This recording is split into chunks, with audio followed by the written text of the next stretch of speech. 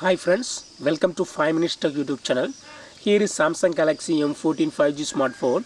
In this video you will learn how to turn off Talkback in your phone Samsung Galaxy M14 5G. Double tap to activate. Suppose if you have activated accidentally Talkback, you cannot use your phone normally. See here, for going home button, you cannot go. Okay, to open settings, you cannot easily do with a single swipe like this. Okay, for that what you have to do is swipe with two fingers. Okay, then only you can use, you can go to these settings. Okay, here select settings. Open settings. Just button.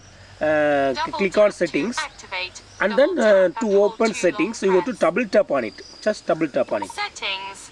and here General management language and go to accessibility Talkback. and double tap on it, Audio accessibility. and go to Talkback Talkback 3. and double tap on it, Talkback. and here you go to turn off this button. Select the button, then double tap on the button, Turn off Talkback. and it will ask you to turn off Talkback. Just click turn off, then double tap on it, Talkback off. then only it will be off. Now it will be off.